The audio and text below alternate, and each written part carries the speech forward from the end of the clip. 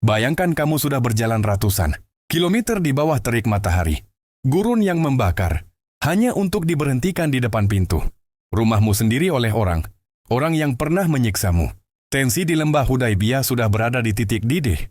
Ribuan sahabat Nabi berdiri dengan pakaian ihram yang putih, tanpa senjata perang, membawa kerinduan yang menyesak untuk melihat Ka'bah. Namun di depan mereka, kavaleri Quraisy menghadang dengan pedang terhunus dan mata penuh kebencian. Kamu bisa merasakan urat leher para sahabat menegang. Umar bin Khattab, sang singa padang pasir, tangannya sudah gemetar. Di gagang pedangnya ia lebih memilih mati, bersimbah darah daripada harus tunduk pada aturan yang menghina harga diri mereka. Ketegangan memuncak saat negosiasi dimulai. Setiap butir perjanjian terasa seperti tamparan di wajah. Jika ada orang Quraisy yang masuk Islam dan lari kepada Muhammad, ia harus dikembalikan. Tapi jika ada pengikut Muhammad yang murtad ke Quraisy, mereka tidak akan dikembalikan. Ini bukan diplomasi. Ini adalah penghinaan.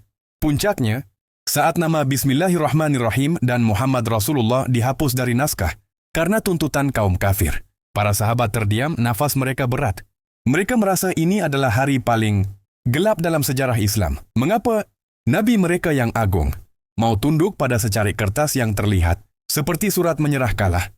Ketegangan mencapai puncaknya saat Nabi memerintahkan sahabat untuk mencukur rambut dan menyembelih hewan kurban sebagai tanda batalnya umrah tahun itu. Tak ada yang bergerak. Untuk pertama kalinya, terjadi keheningan yang mengerikan antara Rasul dan pengikutnya. Rasa kecewa dan bingung menyumbat tenggorokan mereka. Mereka merasa kehormatan Islam telah dikubur di pasir Hudaybiyah.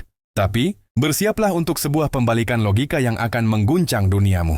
Apa yang para sahabat anggap sebagai kekalahan, hina sebenarnya adalah bom waktu diplomatik yang dirancang Tuhan untuk menghancurkan Quraisy tanpa satu tetes darah pun. Dengan gencatan senjata itu, Islam tidak lagi dianggap sebagai gerakan pemberontak, melainkan sebuah negara yang berdaulat. Pintu dakwah terbuka lebar. Dalam 2 tahun masa damai, jumlah orang yang masuk Islam meledak lebih banyak daripada jumlah mu'alaf dalam 15 tahun sebelumnya. Hudaybiyah bukan tentang kehilangan akses ke Ka'bah.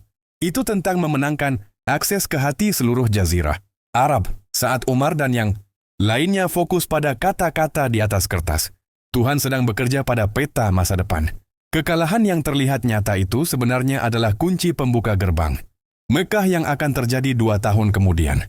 Kadang Tuhan mengharuskanmu terlihat kalah di mata manusia, hanya untuk memastikan kemenanganmu abadi di mata sejarah.